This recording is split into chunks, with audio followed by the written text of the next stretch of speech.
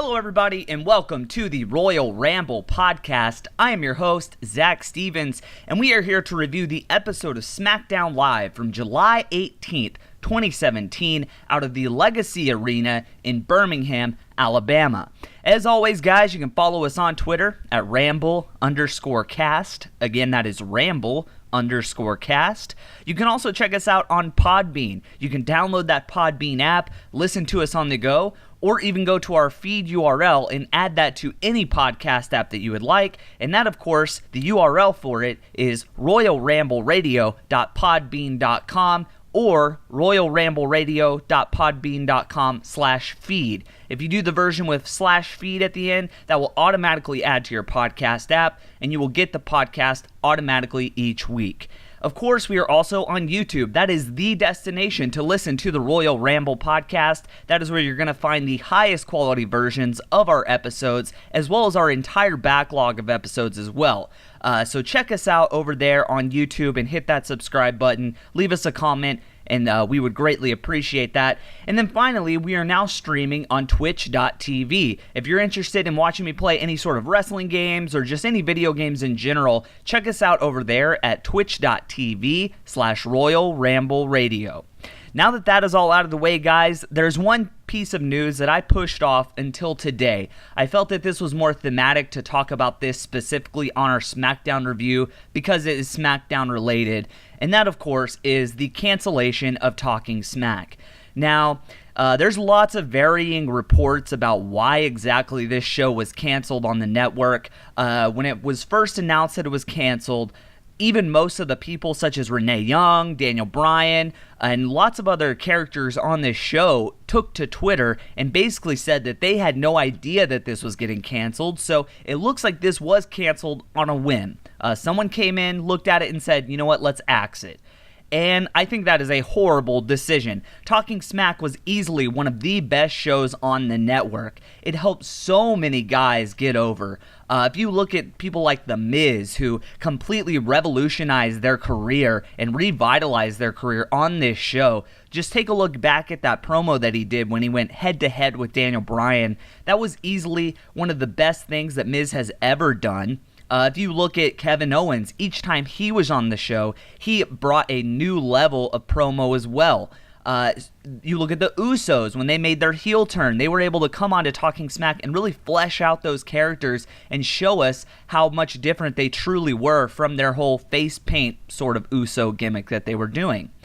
So Talking Smack was easily one of the best shows. It did so many great things. It gave us a way to, see these characters in a new light. This wasn't a scripted show like SmackDown Live and Raw was. This is a place where the characters could go in and really show off their ad-lib chops. They could go out there and they could basically improv and cut promos off the top of their head, which is something that is severely lacking in today's wrestling. If you look back in the Attitude Era, and hell, even before that, most of those promos were not written line for line like they are today. You think The Rock or fucking Stone Cold is going to go out there and read a script line for line? Hell no. What they did was come out there and they obviously had their bullet points they need to hit in a promo, but all the other stuff they would make up on the spot and they would come up with on their own. And Talking Smack was a little piece of that for the current roster. This was a 30-minute show that they got to really express their chops and really show what they can do on a mic when they aren't being force-fed these horrible fucking lines all the time by this shitty creative staff and this horrible writing staff. So the cancellation of Talking Smack is absolutely devastating. This was a great show. Look, I'll be honest, I did not watch it every single week. When you review a 3-hour pay-per-view, then a 3-hour Raw, then a 2-hour SmackDown, by the end of that 8 hours, usually I'm fucking tired of wrestling. I usually don't even want to watch anymore at that point. I mean, can you blame me? I mean, that is a lot of wrestling to watch, 8 hours. But there were the off times when I would watch an episode of SmackDown and I would actually want more. I would want to hear more conversation. I would want to know more about what happened on that episode.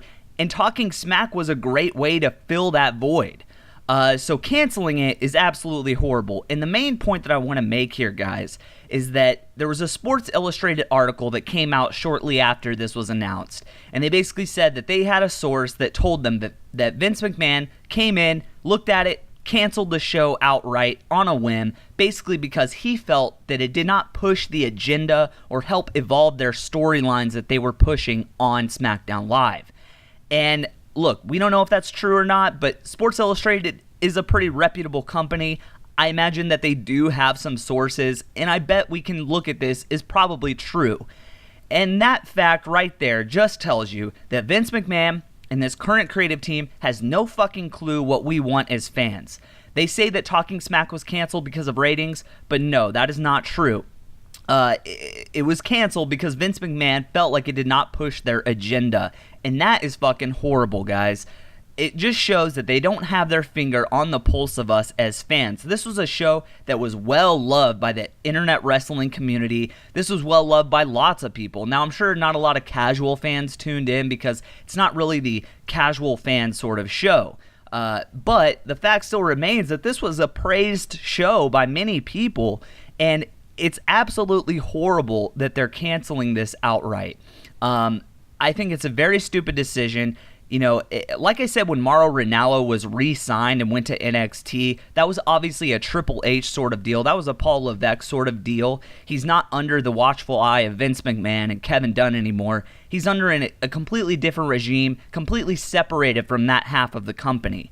And that just goes to show you, man, if Triple H was in charge here, Talking Smack would not be canceled. Talking Smack would be praised, it would be elevated, and it would be promoted way more than it currently was under the Vince McMahon regime. So, what that tells me, guys, is that Vince McMahon still has no fucking clue what we want as fans. He only wants to push that shitty-ass agenda that they always push on these shows. You know, if you look at SmackDown Live, yes, SmackDown Live is one of the best shows.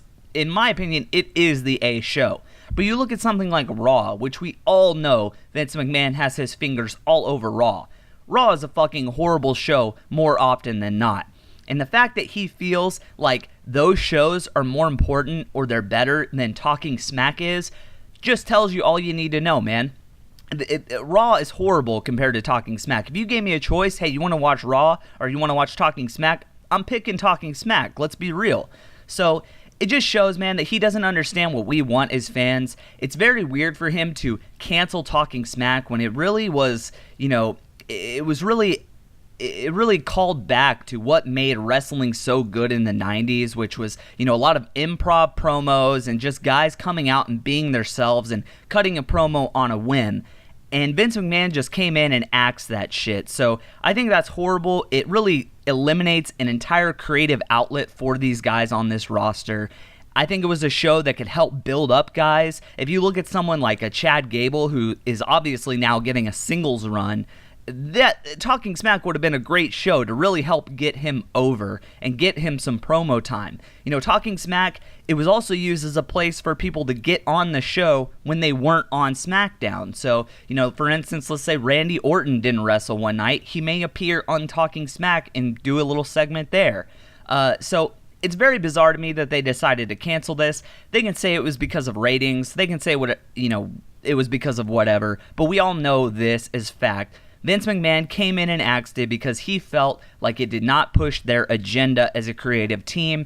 And let's be real, guys, their agenda as a creative team has been pretty shitty for a very long time. So, in the end, guys, I can't wait till Triple H finally takes over. I'm just going to say it like that. He is someone that would obviously want to push Talking Smack and make it a focal point of this show, of SmackDown, to whereas Vince does not care. He's going to cancel whatever he feels like he wants to cancel because he has that sort of power. Now, if we're talking about ratings and we're talking about canceling things on the network, there's a whole history of him canceling shows that we liked as fans. You look at Breaking Ground. That was a great show. Tough Enough, while, I mean, it wasn't the greatest, hell, I watched the whole thing mainly because it was pretty damn interesting, and of course you want to see who's going to win. And then now Talking Smack, and there's other shows on the network that were canceled, JBL show, and all kinds of other stuff. So it's very bizarre that they chose to do this. And look, if it truly was, let's take the WWE at its word. Let's say, yes, it was because of ratings. It was because no one was watching it. Let me tell you this, guys. If that's the case, if they canceled it because no one was watching it, I would be deathly afraid if I am a cruiserweight because nobody watches 205 Live. And if it really is true they canceled it because of ratings, I don't imagine it will be long before they go ahead and cancel 205 Live as well. So that's all I'm going to say about that matter, guys. Talking Smack getting canceled is devastating. I thought it was a great show, and it really helped cap off the night of Smackdown and of Tuesdays with this show. So very sad that it's gone, and I hope that they can find a new replacement for it in the future. But obviously, guys, we have a Smackdown Live to review here. We will be doing our Battleground predictions at the end of this show, so stay tuned for that. Obviously, Battleground is this Sunday, so this is the go-home show tonight. This is the show that SmackDown is going to use to hopefully build up these matches on this card and get us excited, because right now, I would have to say my hype for Battleground is pretty low. I feel like this is a filler pay-per-view. I feel like nothing of worth is going to come out of this, and I really don't feel like they've promoted it all that hard. So we do have a couple questions as we head into tonight's into tonight's show. Obviously, number one, what are they going to do with this Punjabi prison thing? They already teased that it would be on SmackDown Live, which I'm sure all they're going to do is lower the cage and show everybody what it looks like, and then, tell us exactly how you win the Punjabi prison match. So will they be able to do something captivating with that and get us excited for the third Jinder and Orton match, which nobody wants to see again? Number two, obviously, like I said, this is the go-home show for Battleground. They obviously need to do some work in getting us pumped up for this card. Take a look at that Great Balls of Fire card versus this one, and you tell me that it's not filler, okay? There's absolutely nothing on this card of worth, maybe outside of the AJKO match and maybe that number one contenders match for the women's title. Other than that, man, I'm not that excited to see this pay-per-view at all. And quite honestly, I forgot that Battleground was even happening this Sunday. So that should tell you all you need to know. I cover all the WWE shows, and even I forgot that Battleground was happening this Sunday. So they definitely have some work to do as far as getting us excited. Number three, one thing that I really liked from last week was that AJ Styles teased doing that US Open Challenge. Well, is he going to do that tonight? Is there enough time on this card for him to do a US Open Challenge? Or will they do something completely different with AJ and try and get him and his match with KO really built up and elevated? And then finally, will Chad Gable get a chance to discuss last night's reveal with Jason Jordan being revealed as Kurt Angle's son? Or even better, will he get the start of his singles push tonight with a win over somebody? We will have to find out. But let me just say this, I'm extremely excited to see Chad Gable as a single star.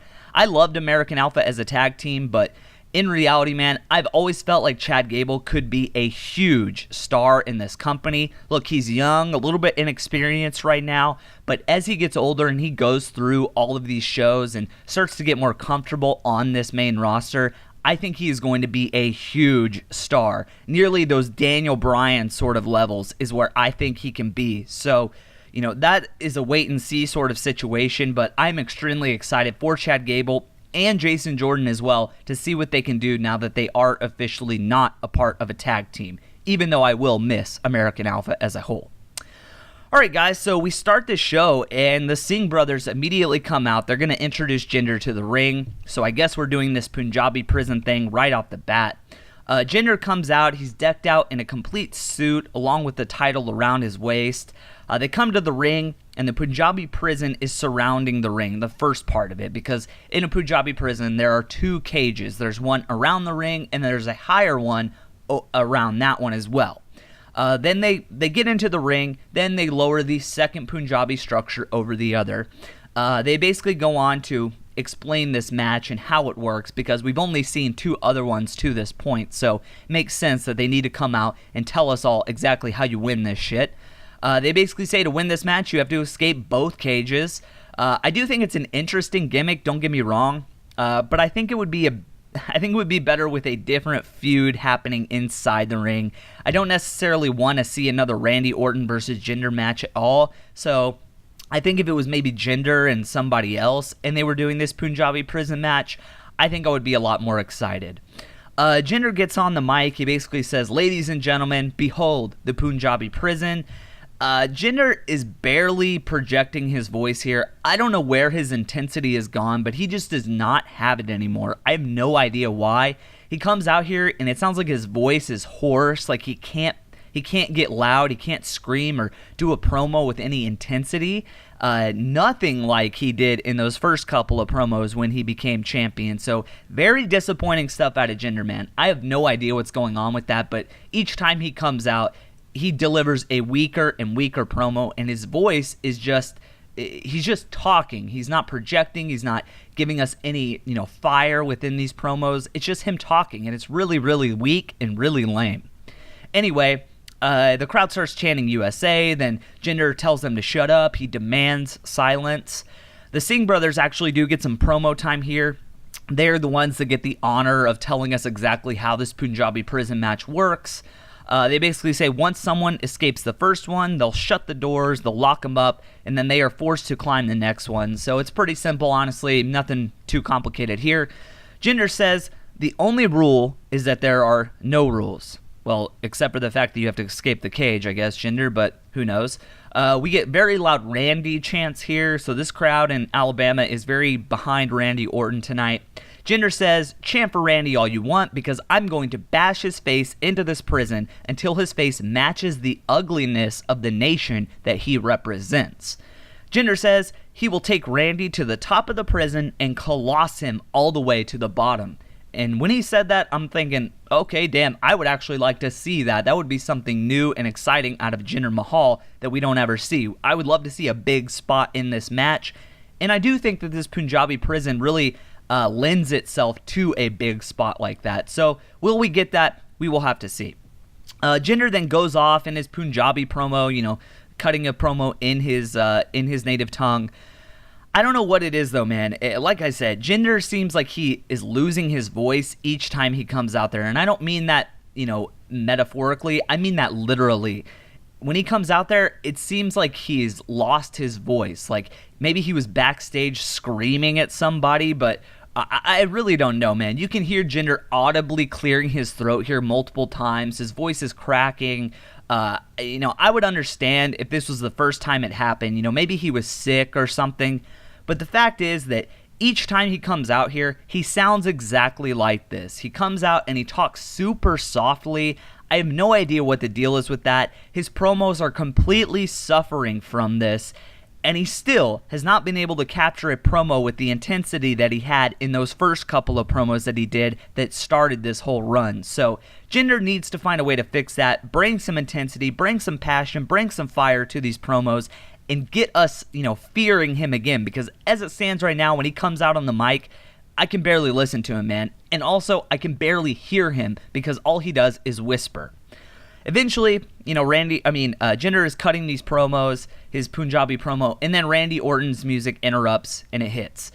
He says, "You're either the bravest SOB I've ever met, or you're just not all that bright." He basically says that, Jinder is making a mistake by caging himself inside of that prison with Randy Orton. Randy says that the only reason he lost the title was because of the Singh brothers, and they won't be in the ring on Sunday. We get more loud Randy chants here. Orton starts eyeing the outer cage, looking as if he might climb it right now, and he does. He tells Jinder there will be no escape on Sunday. He starts to head up the cage, and then he stops about a quarter of the way up there, and then he continues his promo. He goes on to say that Jinder tried to take his dignity and left him for dead. He continues to climb, then stops and continues his promo again. So he's about halfway up there at this point. He goes on to say that Jinder is the 50th champion ever, saying that he has the entire weight of India on his shoulders, 1.3 billion souls on his back. Randy then continues to climb. He's nearly at the top of the cage at this point. Randy goes on to ask what Jinder is going to do when those 1.3 billion souls consider Jinder a disgrace.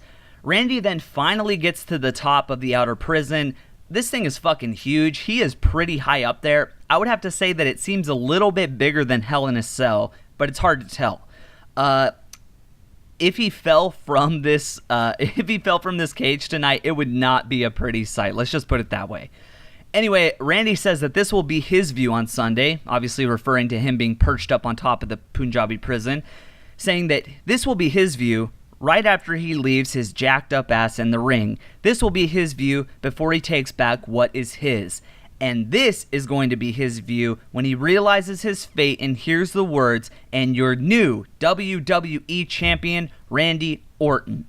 Randy's music hits, he stares down Jinder from the top of the prison, does his typical Randy Orton pose, and then he leaves. My thoughts on this opening segment. I thought it was a horribly shitty promo from Jinder, completely lacking any enthusiasm, lacking all intensity, like I said. This dude just can't figure it out on the mic anymore. I have no idea why. I don't know what's going on. I don't know why his voice is so hoarse all the time. Why can't he come out and cut a promo where he raises his voice? He doesn't project his words anymore. It's almost like, I don't know if you guys have ever seen this episode of Seinfeld, but there was an episode where they have a date with this girl who's a quiet talker, and you can't hear her. Every time she talks, it's very quiet. You cannot hear her. That's basically what Jinder is. He is a quiet talker at this point. Maybe that's just what it is, but look, don't you think that's a horrible person to have wearing the belt named after your entire company if they can't come out and cut a promo with any passion? I think that's a pretty bad idea. I think Randy, on the other hand, though, I feel like he really shot life into this whole Punjabi prison match. I felt like his promo was great. I really love that added touch of him slowly climbing the prison and, cutting each part of his promo as he got closer and closer to the top. Randy really brought some passion. He brought that intensity, brought some enthusiasm to his promo, while Jinder did none of those things, and he cut the same exact fucking promo that we've been hearing since he became champion. USA, blah, blah, blah, blah.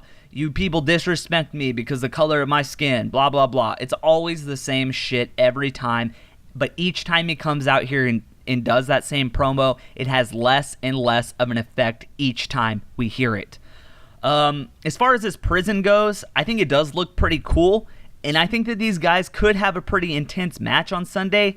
However, this is a Randy Orton match, and it's also a Jinder Mahal match, and I feel like neither of these guys necessarily go out there and really put on like crazy matches anymore. It seems like they kind of go out there, they do a safe match, and then that's usually it. Randy Orton really doesn't give us those A-plus matches anymore that he used to. So, who knows what's going to happen, man. I do expect a big spot out of this match on Sunday. Obviously, with that huge cage, it would be horrible if they did not take advantage of that, and use that prison to their advantage. So, hopefully, they come up with something cool in that match and get us all excited. And honestly, I think Jinder will retain, but we'll talk about that more in our Battleground predictions at the end of the show tonight. Then we have a tease for a John Cena announcement. They say that he's going to be addressing his Battleground flag match, and already I'm thinking he's probably going to come out here and tell us exactly how a flag match works, just like they did with this Punjabi prison segment. So then they tease a tag match between AJ and Shinsuke versus KO and Corbin. Then we head into the first match of the night. This was probably the only, I would say, filler of SmackDown Live tonight, and this was Jimmy Uso versus Kofi Kingston. They obviously have their match for the titles at Battleground coming up, so of course, in typical WWE fashion, we have to separate the tag teams for some singles action. Kofi starts by stomping down Jimmy in the corner as Xavier plays his trombone to each stomp that Kofi delivers. Kofi then shakes his ass in Jimmy's face at one point, and this really irritates Jimmy. He gets so mad that he rushes at Kofi, but Kofi's able to dodge, and Jimmy goes flying outside of the ring. Then, Kofi does this crazy spot where he bounces off his stomach off the top rope and flips over down onto Jimmy on the outside. Xavier then is heard saying, "I didn't even know you could do that. I didn't even know you could do that." So I thought that was pretty good stuff from Xavier there. We come back from break. Jimmy is in control of Kofi at this point. Jimmy runs at Kofi in the corner, but Kofi reverses and does a standing stomp onto Jimmy. Really nice elevation from Kofi here. Kofi then hits a drop kick, then into a clothesline. He is in complete control at this point. Kofi goes for the trouble in paradise, but Jimmy catches Kofi on his shoulders, throwing him into the top post for a near fall. This kind of looked pretty sloppy. Kofi slipped off of Jimmy's shoulders and kind of hit the ropes, and it just looks sloppy. Jimmy then looks for a superplex, but Kofi holds onto the ropes to stop it, then pushes him off. Kofi then gets distracted by Jay on the apron. Jimmy tries to attack Kofi, but Kofi is able to counter it. Kofi then heads to the top post, hits the crossbody, goes for a pin, but Jimmy rolls up Kofi into a pin of his own. 1, 2, 3. Jimmy Uso wins. My thoughts, this was a really quick match here. Honestly, though, it didn't really need to be long at all. This was just a match to get us excited for their championship match at Battleground. And honestly, I really have no idea who's going to win that match at this point. I don't think the New Day are going to get them, I don't think they're going to get the belts at a filler pay-per-view like this one. I feel like that's something more that would happen maybe at a SummerSlam. But I do think that the New Day will be the ones to get the tag belts from the Usos at some point. The real problem here is that there are really only 2 or 3 legitimate tag teams on SmackDown Live that could actually challenge for the titles right now. Tag team wrestling in WWE right now is a complete joke. It's a complete sham. And that's all because of how creative is treating them as of late. We're getting teams split up. We're getting teams turning on each other. And before we know it, man, the Usos and the New Day might be the only 2 teams left standing on the entire roster. So I don't know what's going on with tag team wrestling, guys. American Alpha's split up. Looks like Hype Bros are getting split up. Breezango and Fandango really don't do any matches anymore. They only do the Fashion Files. And then if you look at Raw, we just had Enzo and Cass break up, and I'm guessing that they're probably going to eventually end up breaking up Matt and Jeff whenever they do finally go broken, if they go broken, that is. So, as far as tag teams go, man, I don't really know what's going on, but they really got to figure out a way to fix that. Anyway, we head backstage. We have a segment with Shane. He's with all of the women on the roster. He says, "We are only 5 days away from the number 1 contenders match at Battleground," but he says that's 5 days from now. So he wants to figure out who will give them a competitive match tonight. Charlotte says that she wants to fight Lana. The crowd really doesn't pop at all for this idea. Natty then says Charlotte is delusional, saying she thinks she can fight anyone she wants, but that isn't happening because Natty is going to fight Lana herself. Then Becky comes in. She claims her right to fight Lana. And for some reason, I guess everyone wants to fight Lana here. I'm not really sure why. But then again, I guess I don't really blame him because if you go out there and you fight Lana, you're probably going to win in about 1 second. And that's an easy payday, right? So, Lana isn't beating any of these women right now in her current state. So I guess they want to go out there, fight her, have a quick match, and go home with a nice hefty paycheck. Eventually, Tamina steps in and starts sticking up for Lana. Obviously, they have that friendship that still hasn't been explained. Tamina starts yelling at Becky, saying no one is fighting Lana tonight. And each time Tamina speaks, anytime she starts cutting a promo, I don't know what it is, man, but I just start cringing. I think she's just bad at promos. I think that's what it is. I always feel like she's on the verge of fucking up what she says. Like she's going to miss her line or she's going to stumble over it. I really don't know why, but each time she has a mic in her hand, I just feel cringe coming on. Anyway, Natty then suggests that Charlotte fight Becky, but then then Charlotte says that Shane wants a competitive match.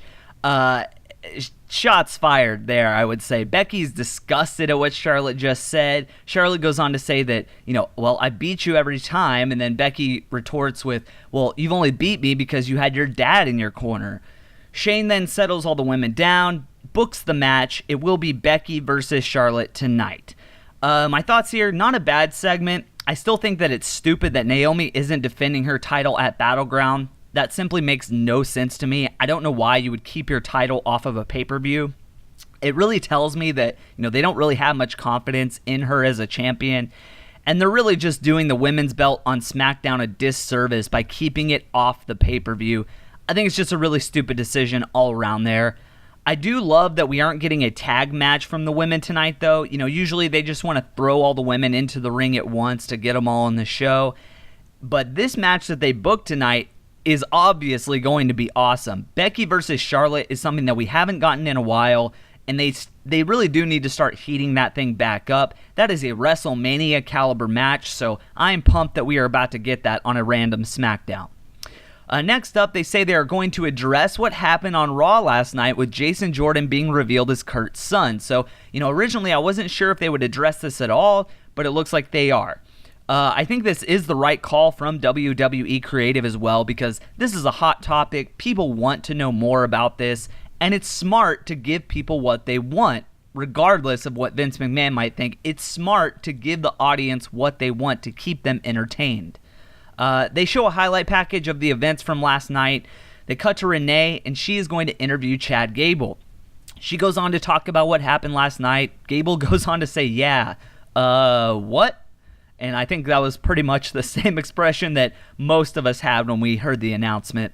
He says Jason didn't mention anything at all to him, and a little heads up would have been nice, because this announcement didn't only affect Jordan, it affected him too, obviously with American Alpha being broken up at this point. He says that Jordan was being distant and he knew something was going on. Renee then asks what this all means for Chad Gable.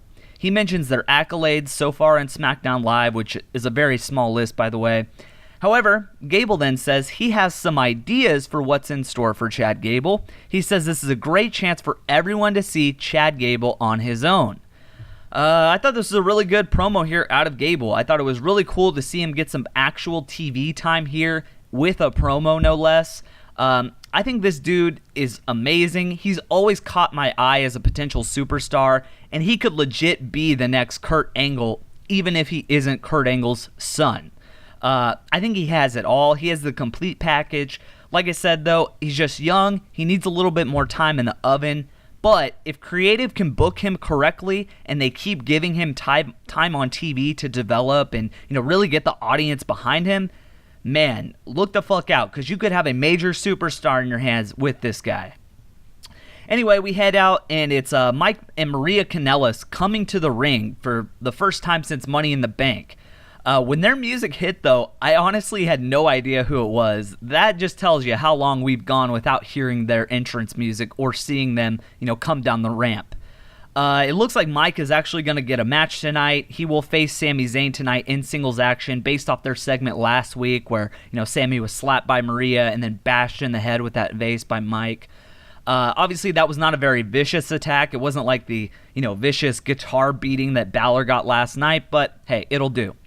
Mike is wearing this white leather jacket with all these lipstick kissed marks on it, and it has a giant mural of Maria's face on the back of it. This thing is fucking hideous, but damn, I love it for this character. I love this whole thing that he's doing where he's completely whipped to Maria, taking her last name, wearing this jacket with her face on it.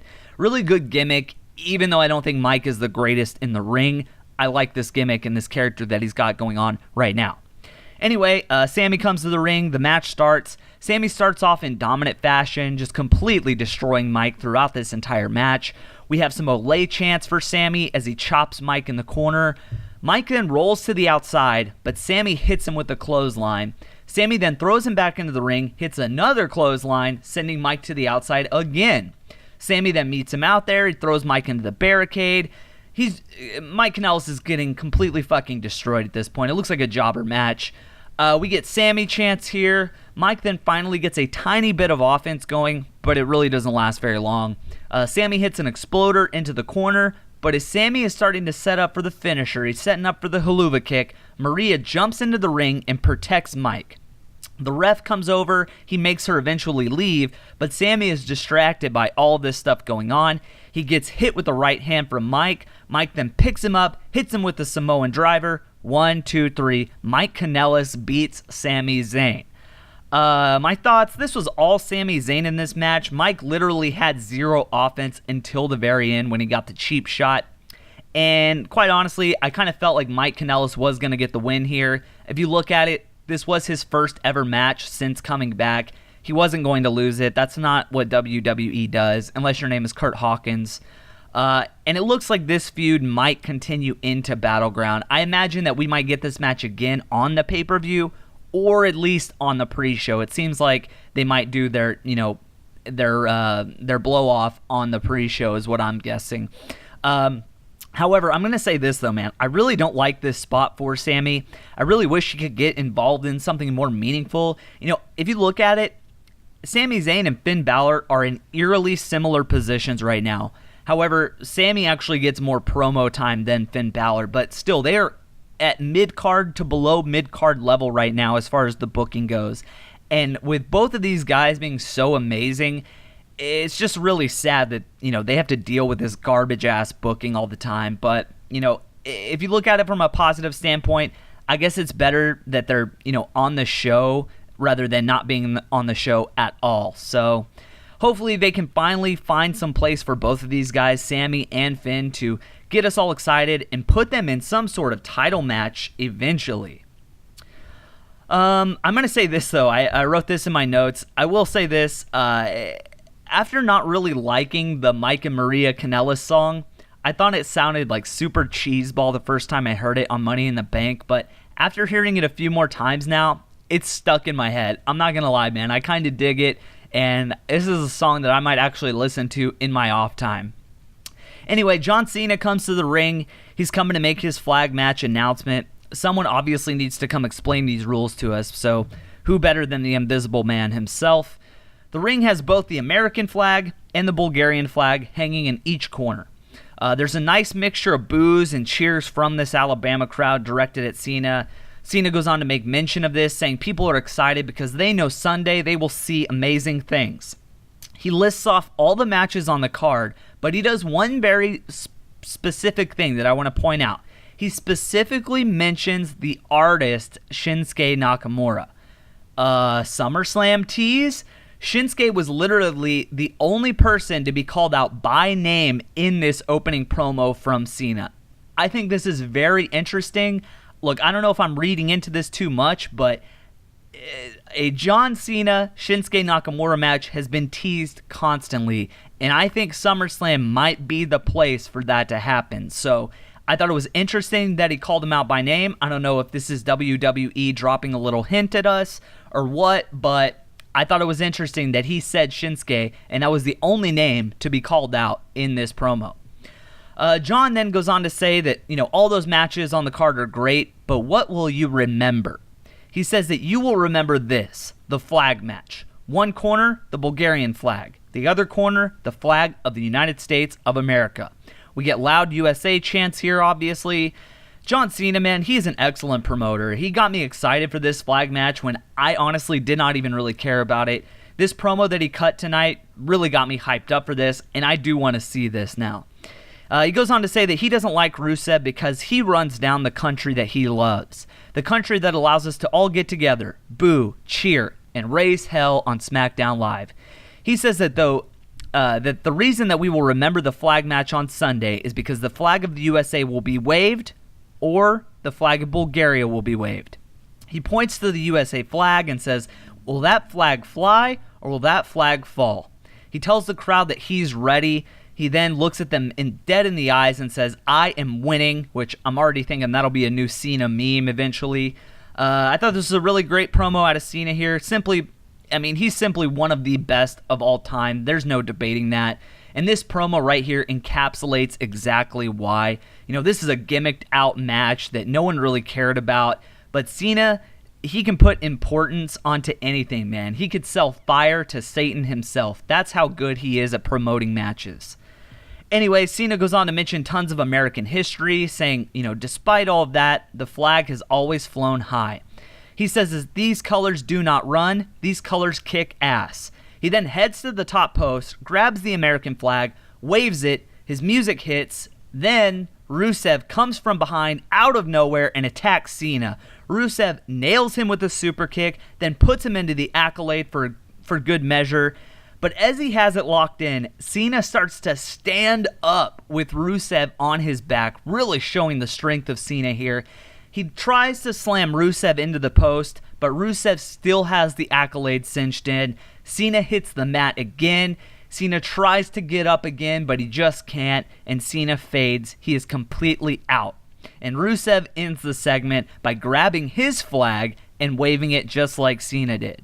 So overall, man, I thought this was really amazing stuff out of Cena. He really got me completely buying into this match when beforehand, I honestly forgot this match was even happening. So good stuff out of Cena, man. He is the ultimate promoter. He can sell me anything. So I'm extremely glad that Cena is back, even though I'm not really sure how long it's going to last, but he definitely brings the fire on SmackDown Live and really re-energizes the audience when he comes out. That's something that, every brand kind of needs. That one guy that can come out and really, shock life into the crowd. So overall, I'm down for this match now, and that promo from Cena was fantastic. So far, man, my thoughts on this SmackDown Live, I thought it's been a really good episode. They're obviously building towards all of their matches for Battleground, and that's what a go-home show is all about, promoting their pay-per-view. But they've still found a way to make it a compelling show at the same time. So, anyway, speaking of compelling things, though, the next match we're going to get is Becky versus Charlotte. But first, we have a backstage segment, and it's AJ backstage alongside Nakamura. AJ goes on to say that he wants to talk strategy, but Nakamura shakes his head saying, nah, I don't want to talk about strategy. AJ then asks if he wants to reminisce about Japan, but Nakamura basically ignores exactly what AJ is saying. He looks at AJ's USA title, points at it, and says, one day, when you call, I'll answer. Ooh, yes, boys. I got chills from that. Teasing an AJ Nakamura match. Man, I'd love to see Shinsuke answer a US Open challenge. That would be awesome. But at the same time, that honestly might be a little bit of a waste. You don't want to give us that match on a random SmackDown, man. You want to give us that on a WrestleMania or hell, even a SummerSlam. But either way, what's important here is that WWE is teasing their inevitable confrontation, and that is what's important. So good takeaways from that overall. We do head into the third match, man, and this was the best match on tonight's show. Absolutely fucking awesome. Charlotte versus Becky, Natty on commentary. Natty is asked, what is going on with Tamina and Lana by JBL? And she responds, I don't know. Yeah, neither do we, Natty. Don't feel bad. We don't understand what's going on with that shit either. Anyway, this crowd is super hot for this match. We have a Let's Go Becky, Let's Go Charlotte chant going. There's some really nice counters from Becky and Charlotte as they bounce off the ropes multiple times. Becky has some deep arm drags into a drop kick. And this point, Natty is on commentary, and honestly, all I'm thinking is she needs to shut the fuck up. I hate when they do these really hot, matches that are going on between two rivals, essentially, and then they put someone on commentary that completely distracts us from the match in the ring. Eventually, Natty did kind of quiet up and focus on the match, but I really hate when they do that, man. I hate when they put someone on commentary and completely detract from the match that's going on in the ring. Anyway, Charlotte does the up and over in the corner into a trio of backflips, which is really cool. Then pins Becky in this crazy bridge formation for a near fall, something I've never seen her do before. We come back from break. Charlotte is laid outside of the ring. Becky throws her back in, and they start exchanging blows and chops. Charlotte hits a knee to Becky's face as she tries to get up and then goes for another one, gets another near fall. They show Naomi at this point watching from the back, and they say that we'll hear from her after this match. Charlotte, meanwhile, goes for the figure four, but Becky is able to escape. Becky gets in control with a series of kicks, then hits a Bexploder, then Becky elbows Charlotte, goes for a pin. 1, 2, Charlotte kicks out. Becky tries to get the disarmer, but Charlotte hits a chop block to Becky's leg. Charlotte goes for the natural selection, but Becky is able to dodge, grabs her arm, Charlotte rolls her up. 1, 2, Becky kicks out. So she almost got the disarmer. Charlotte turned it into a roll-up, but Becky was still able to kick out of it. Great match so far. I honestly think it would be better still without that nonsense commentary, but whatever. We're getting this match, and I'm loving it. Charlotte heads to the top rope, obviously looking for that moonsault. She goes for it, but Becky dodges it. Charlotte completely misses. Becky then jumps on top of her, gets the disarmer. Charlotte is reaching for the ropes. She does get to them, but Becky drags her back to the center of the ring, puts her back in the disarmer.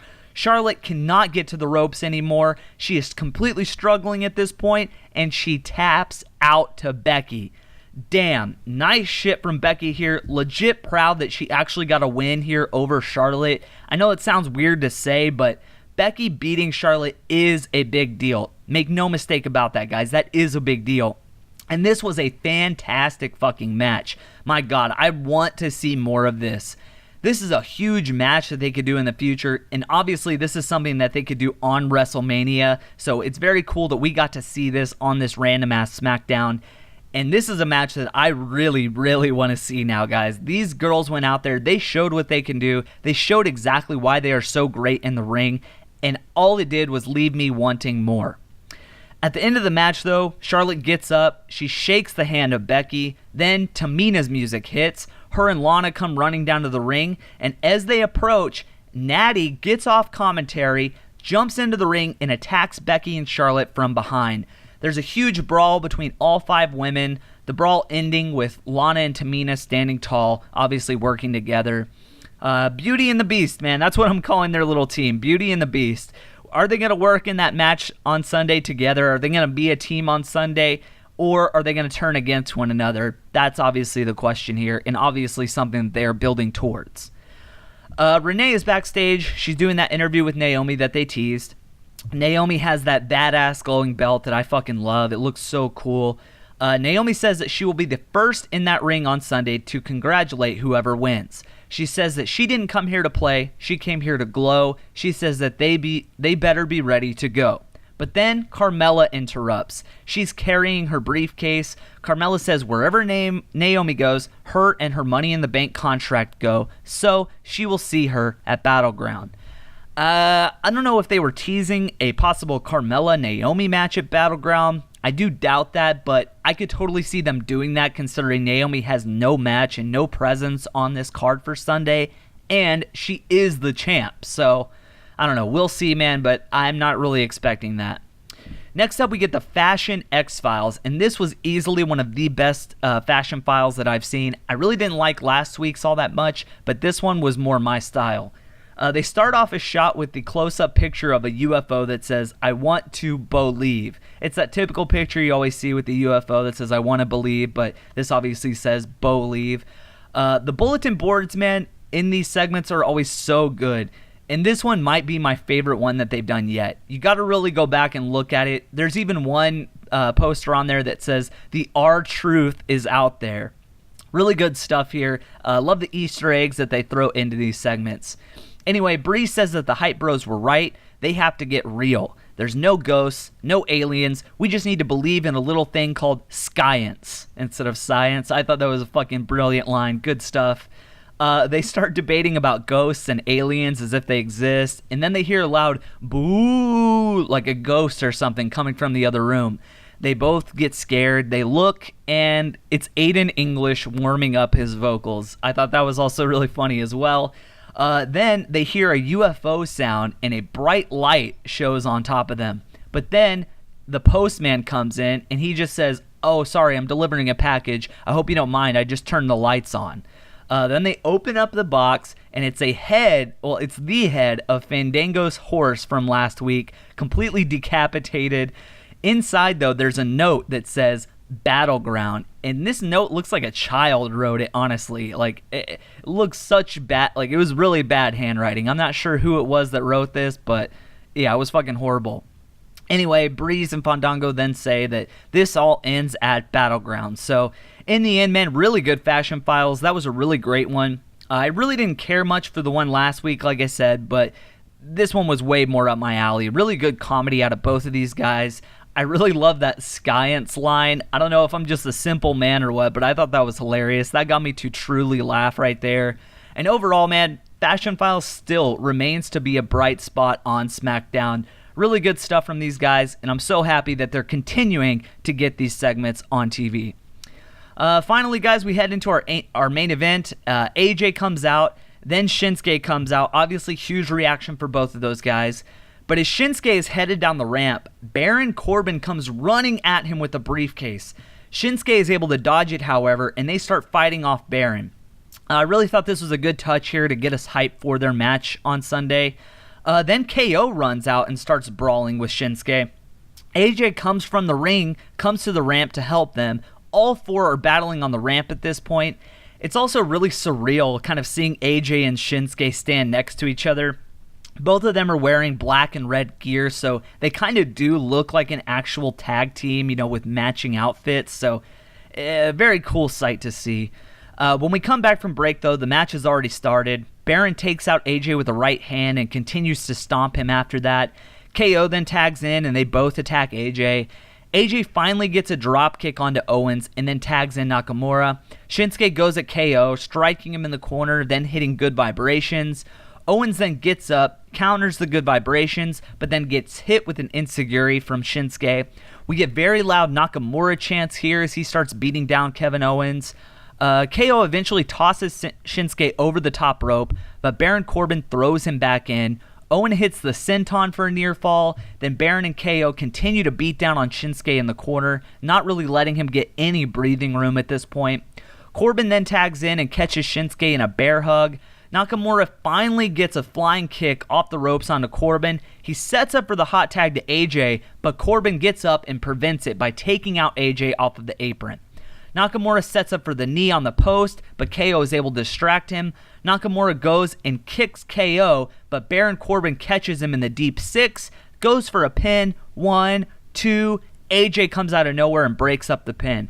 Nakamura then finally gets the tag to AJ. AJ mounts KO, starts beating him down. This crowd is getting hyped for this. He hits those signature strikes that he always does into a forearm for a near fall. AJ really bringing the intensity, man. It's like when he's going against KO, the speed dial is turned up, man. He's just bringing the heat for this match. AJ hits a nice face buster onto Owens for a near fall. Corbin then tags in. AJ gets a calf crusher onto Corbin, but he's able to break the hold with the ropes.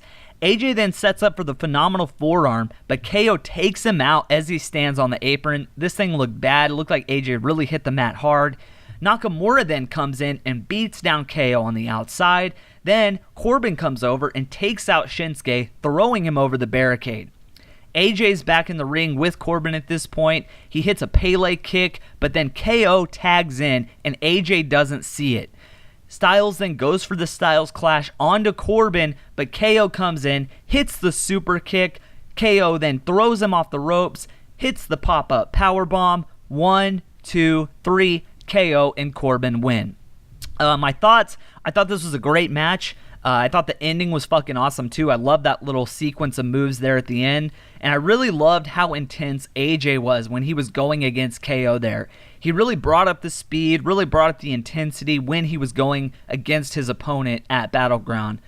Shinsuke, he really didn't do much of note in this match. He really worked from behind a lot and really worked towards the hot tag and let it go to AJ here. So nothing really too exciting out of Shinsuke, unfortunately. KO and Corbin, they did have some nice offense in this match as well. Like I said, I really loved that final sequence that they did.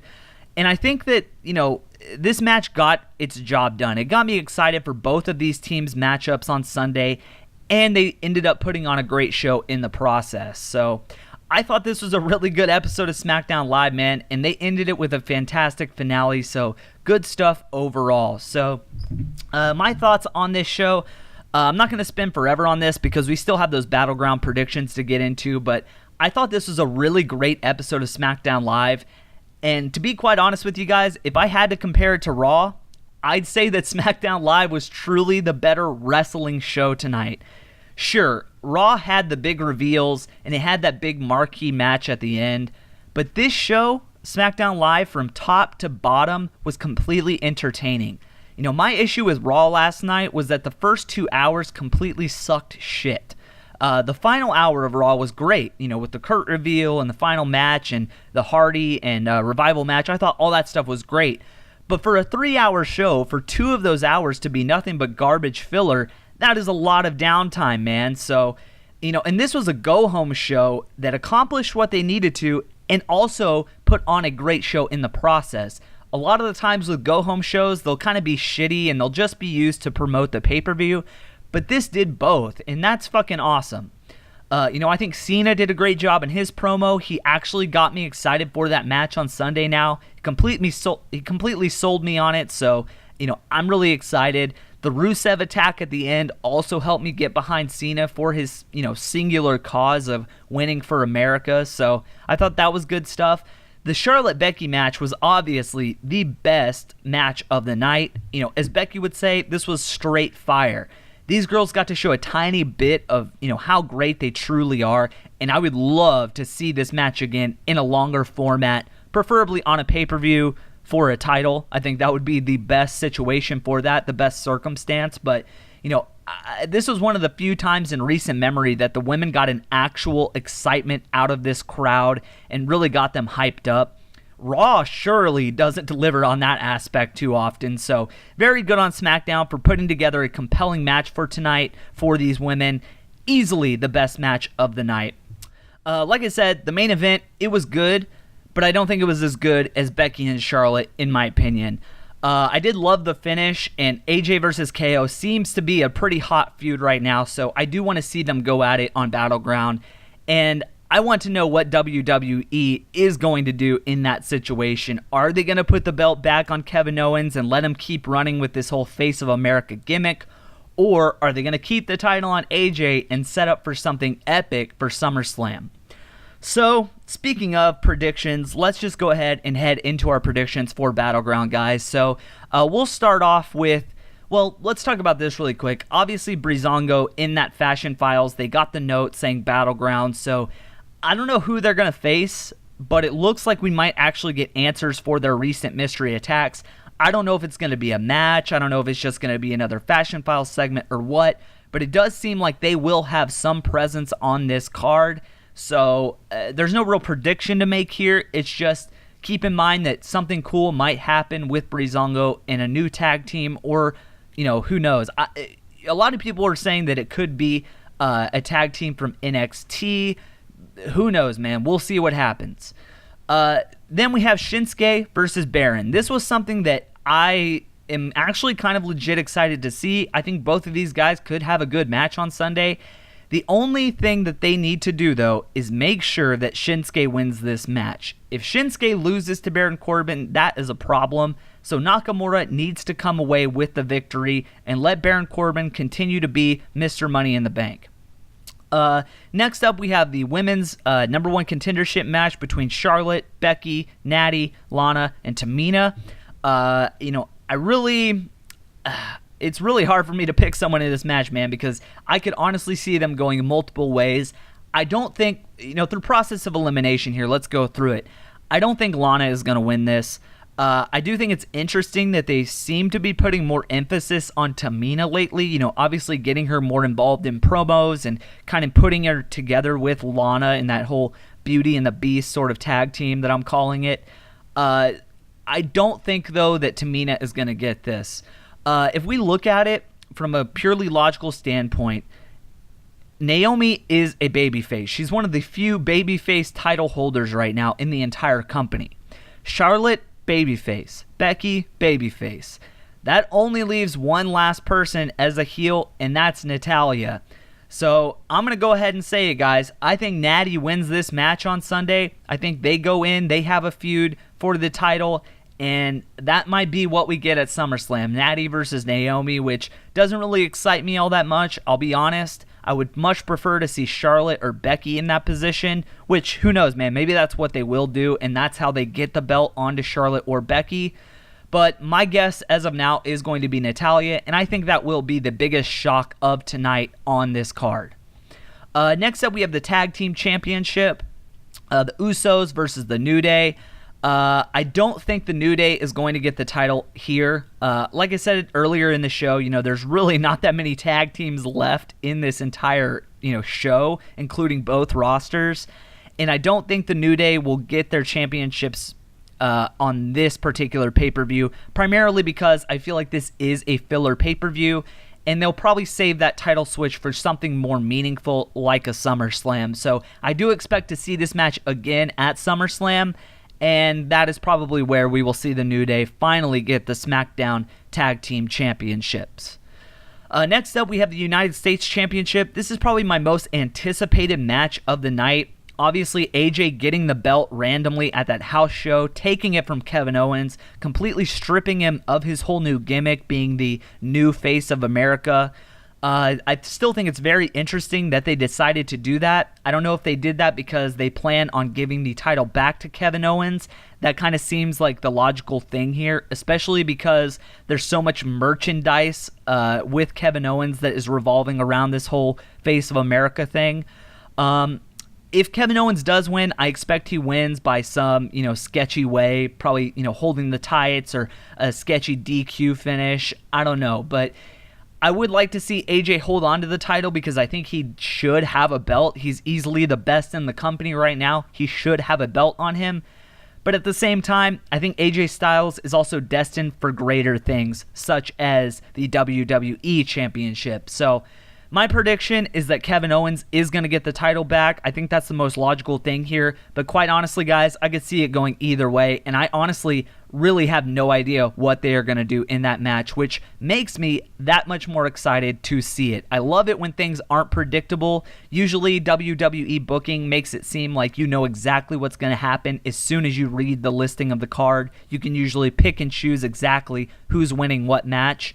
In this match, though, I really don't know, man. It's a complete coin flip. We will have to see on Sunday, but as it stands right now, I'm saying Kevin Owens gets the title back. Next up, we have that John Cena-Rusev flag match. I don't think I need to go super in-depth into this. I will say this, though. I think John Cena is going to win, and I think that's bad for Rusev for his first real meaningful match back to be a loss. Obviously, he has won some matches now that he's had a few on Smackdown, but at the same time, man, I really don't like that they're putting him in this position against John Cena. He just came back. They really need to build Rusev back up. And the first thing he's going to do is go lose to John Cena. So I will be completely shocked if Rusev wins this match. I don't think that he will. Obviously, with the whole America thing behind this and it being a flag match and being all about USA, WWE is not going to let John Cena lose. And finally, we have the Jinder Mahal versus Randy Orton Punjabi Prison match. This is now the third match between these guys. This is something that no one wants to see again. I've completely accepted the fact that Jinder Mahal is our champion, and I could honestly, I just want to see him do new feuds. I don't want to see another Randy Orton versus Jinder Mahal match. I don't think many people do. And quite honestly, I don't think Randy Orton is going to win this match. I think they're going to keep the title on Jinder and then set up Jinder to lose it to either maybe an AJ Styles, maybe a Shinsuke, or a John Cena. But who knows, man? We will see. They have shown time and time again that they will copy and paste this match as long as they possibly can. So it would not surprise me if we have a Jinder Mahal versus Randy Orton match again at SummerSlam, which would be absolutely horrible. I hope they don't do that, but I could totally see that happening. But my official guess is that Jinder retains that championship, and he will go on to face someone new, hopefully. All right, guys, well, that was our review of SmackDown and, of course, our predictions of Battleground. As always, guys, you can follow us on Twitter at @ramble_cast. Check us out over on YouTube. That is where you're going to find the highest quality versions of our episodes, as well as our entire backlog. So please subscribe over there, man. We have over 100 subscribers at this point, which is truly amazing to me. I really appreciate everyone who's been able to listen to the show and check us out. It means a lot. And then, of course, we're also on Podbean. If you prefer to listen to us on the go and want to listen to us on an app or on your phone or whatnot, check us out over there at royalrambleradio.podbean.com. You can download that Podbean app and also search for us that way by typing in Royal Ramble Radio. Like I said, guys, thank you so much for listening. That was our review of SmackDown Live. I am your host, Zach Stevens, and I am out. Peace.